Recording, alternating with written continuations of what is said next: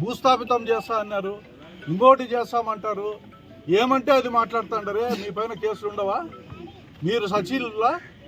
మీ ముఖ్యమంత్రి ఏమైనా మాట్లాడచ్చా జగన్మోహన్ రెడ్డిని? ఒక్క మాట మేము ముఖ్యమంత్రి గారిని గౌరవంగా అన్నాం.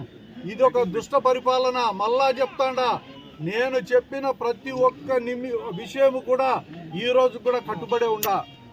వెనక్కిపోయే సమస్య లేదు. జగన్మోహన్ రెడ్డి గారిని మీ ఇష్టం వచ్చినట్టు మీరు మాట్లాడతారు. మిమ్మల్ని మీరు చెయ్యని విషయాల గురించి మేము ప్రస్తావన చెప్తే మీకు బాధ. ఏమయ్యా, మిమ్మల్ని మీరు నియంత్రించుకొని రాజకీయాల్లో ఉండే శక్తి మీకు లేదా? దేవుడు ప్రసాదిస్తాడేమో, దేవుడిని ముక్కోండి. మిమ్మల్ని ప్రజలు ఎప్పుడో తిరస్కరించినారు. రాబోయే ఎన్నికల్లో మీకు డిపాజిట్లు రావు.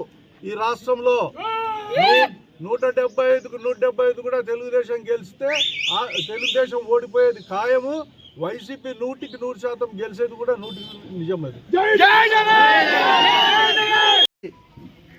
వడ్డీతో సహా ఆ వడ్డీ ఏ రకమైన వడ్డీ వేస్తానో నాకే తెలియదు. ఈ ప్రపంచంలో ఎవడు వేయనంత వడ్డీ వేసి దాన్ని లెక్క కట్టి మళ్ళా తిరగరాస్తా నేను. ఆ రోజు తెలుస్తుంది రమేష్ రెడ్డి అంటే ఏందో. నా గుడ్డలు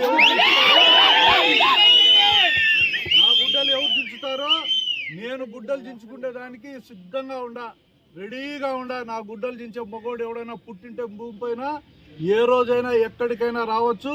దానికి వెనకాడే సమస్య లేదు. ఇట్లా టోళ్ళని చాలామందిని చూసినా నేను. గతంలోనే చెప్పిన ఇదంతా నాకు దీంతో సమానమని.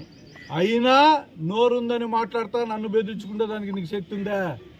ఎంతమందిని చూసింటా నీ అట్లా టోళ్ళని నేను. ఇప్పటికైనా గౌరవంగా మర్యాదగా పదవికి వన్నె తెచ్చేటట్లు గౌరవంగా బతికే సాంప్రదాయం నీ దగ్గర ఉంటే ఉండండి. లేదా నాకు తెలుసు రాయచోట్ల మీ శక్తి ఎంతో మా శక్తి ఎంతో. మీకంటే 10 రెట్లు ఎక్కువ శక్తివంతుడిని నేను. నన్ను నువ్వు కాదు, ఈ ప్రభుత్వం కూడా ఏం చేయలేదని చెప్పి ఈ సందర్భంగా చెప్తాను.